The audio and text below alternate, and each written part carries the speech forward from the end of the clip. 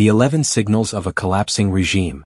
How Israel's political, military, economic, and moral foundations are crumbling before the world's eyes.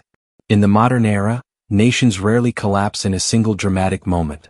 They unravel slowly, thread by thread, until the fabric that once appeared indestructible can no longer hide the holes. Today, Israel is standing on the edge of that unraveling, caught between internal fracture, external isolation, moral implosion, and the irreversible consequences of its own actions.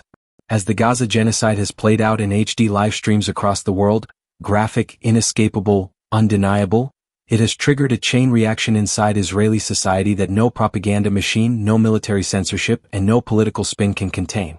This article examines the 11 most critical indicators that Israel is not merely under strain but undergoing a historic collapse. Political, economic, psychological, social, and diplomatic. These indicators are not symbolic. They are real, measurable, and extensively documented by Israeli and international sources. They show a regime increasingly unable to hold itself together, increasingly unable to command obedience from its own people, and increasingly unable to convince the world that the apartheid state can continue existing in the form it once did. This is not a premature obituary, but it is a front-page warning. Israel is entering a phase of irreversible decline, and the consequences will reshape the region and the global order for decades. A military losing its soldiers. The IDF is bleeding from within. At the core of any state's stability lies one fundamental truth. If the military refuses to fight, the state collapses. And today's IDF is experiencing cracks unprecedented in Israel's history. Over 100,000 reservists have stopped showing up for duty, as reported by Plus 972 magazine. The official number given to Israel's defense minister was that 20% of reservists were now refusing service, but insiders widely believe the true number is closer to 40%. That means nearly half of the backbone of Israel's military apparatus simply refuses to participate. This is not laziness. This is not logistics. This is an existential crisis of identity. For decades, Israeli soldiers were taught that they were defending a vulnerable homeland. But as the world watches the live-streamed slaughter of civilians in Gaza, babies pulled from rubble, mass graves uncovered, medics bombed, journalists targeted, many Israelis, especially within the elite intelligence and high-tech combat units, no longer believe in the mission. Some can no longer justify genocide. Some no longer trust Netanyahu's leadership. Some believe the war is unwinnable. Most feel morally poisoned by the orders given to them. A military crisis is always a political crisis. But when the crisis is moral, it is terminal. A country whose soldiers have lost faith has already lit the fuse of collapse. Economic freefall. A state spending itself into the abyss. Israel's economy is now in its worst condition in decades, showing a structural weakness that can no longer be disguised with slogans about startup nation or Silicon Wadi fantasies. The fiscal deficit exploded to 7.8% of GDP in 2024, nearly double the year before. Credit rating agencies have downgraded Israel, while economists warn that the damage is not temporary but structural. The war is burning billions. Tourism has evaporated. Foreign investment is fleeing. High-tech talent is emigrating. And the U.S. Congress is not capable of financially resuscitating a regime that has become globally toxic. Israel's economy increasingly resembles a war-addicted, debt-driven, international pariah state rather than the westernized democracy it long advertised itself to be. The myth has evaporated, the reality remains. And the reality is bleak. Business closures and a collapsing labor market. The private sector bleeds out. Over 46,000 Israeli businesses shut down in 2024, with projections reaching 60,000 by the end of that year. But the real number today, as we near 2026, is likely well over 100,000. And the causes are many. No tourism, foreign workers fleeing, high-skilled tech workers relocating to Europe, dual citizens leaving permanently, Palestinians banned from entering Israel for labor, a climate of insecurity and economic instability, a country at perpetual war. Israel's economy depended heavily on Palestinian labor for sectors like construction, agriculture, and basic services. When the genocide began, that labor evaporated. And while right-wing politicians boast about Jewish labor replacing Palestinian labor, the numbers show the opposite. Israel cannot function without the very people it subjugates. The apartheid system was a pillar of the economy. The U.S. alliance at its most fragile point in history. For decades, Israel's survival has depended on one thing: unquestioned, unconditional, unbreakable U.S. support. But the ground has shifted. Quietly, steadily, dramatically, Donald Trump, once considered Israel's angelic benefactor, has taken a series of steps that sent shockwaves through Israeli elites. He made deals with the Houthis without consulting Israel, that he greenlit Saudi Arabia as America's strongest partner in the region. He emphasized that America will not protect Israel unconditionally. These are not symbolic gestures. They are geopolitical earthquakes.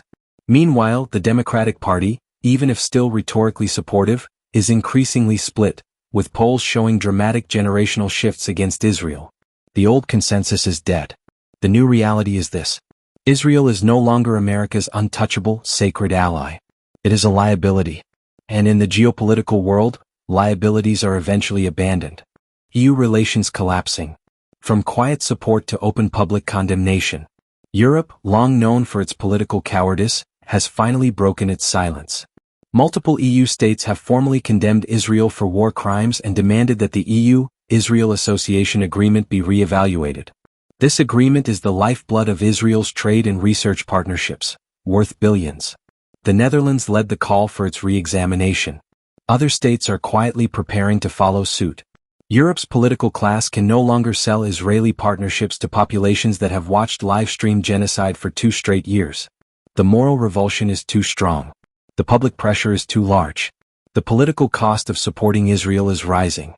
Europe, once Israel's diplomatic shield, is becoming a wall. The United Nations genocide case. 5,000 pages of evidence, zero room for denial.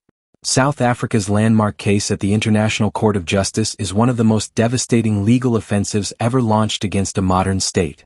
The 5,000-page dossier documenting Israel's acts, including indiscriminate bombing, starvation, denial of medical care, mass forced displacement, systematic destruction of civilian infrastructure, and official declarations of exterminatory intent, will stand in history as one of the most damning legal documents of the 21st century.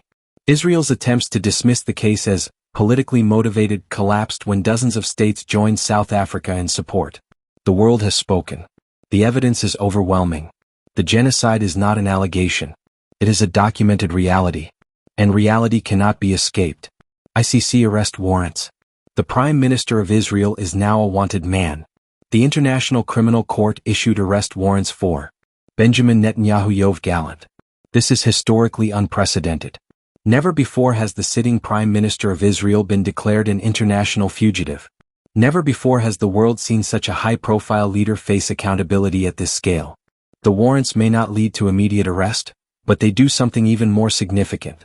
They begin the delegitimization of Israel's ruling class. Netanyahu is no longer a world leader. He is a man facing arrest abroad. He is no longer received with honor. He is received with fear of public outrage. He no longer represents a confident state. He represents a collapsing regime fighting for survival. The great Israeli exodus. A society fleeing its own future. Perhaps the most telling sign of collapse is this. Israelis are leaving, permanently and in massive numbers. Over 550,000 Israelis fled during the Gaza war, according to Israeli media. Many never returned. High-tech elites, the backbone of Israel's tax revenue, are emigrating in record waves. Between October 2023 and July 2024 alone, 8,300 high-tech professionals left. These workers generate 35% of Israel's income tax revenue despite being only 8% of the population. When a nation loses its best minds, its wealthiest contributors, its innovators and its tax base, the downward spiral becomes irreversible. Israel is not losing tourists. It is losing its own future. Global public opinion. The world has turned against Israel forever. Global favorability of Israel has plummeted by an average of 18.5 percentage points across 43 countries. This is a reputational collapse unprecedented for any U.S. ally in the modern era. In the United States, long Israel's strongest base of support, public opinion has flipped, with 53% now viewing Israel unfavorably. In Japan, Israel's net favorability is -62. In South Korea, -47.8. In the United Kingdom, -29.8. This is not a PR crisis. It is a moral collapse. And the fallout extends beyond Israel. American favorability in the Middle East, especially Saudi Arabia and Egypt, has also tanked, simply due to its association with Israel's genocide. Washington is paying the price for defending the indefensible. The BDS movement. From symbolic protest to global economic force. What began as a grassroots boycott campaign has now become one of the most effective global pressure movements of the century. A worldwide poll of 15,000 people found that 1 in 3 consumers actively boycotts products linked to Israel. This is not symbolic. It has real economic impact. Brands like Starbucks and McDonald's have documented significant revenue declines due to their perceived association with Israel. Meanwhile, universities, unions, artists, athletes, and entire institutions have joined the divestment wave. BDS has moved from moral protest to economic reality. The genie cannot be put back in the bottle. The psychological collapse of a nation. Political economist Sherhever captured it best.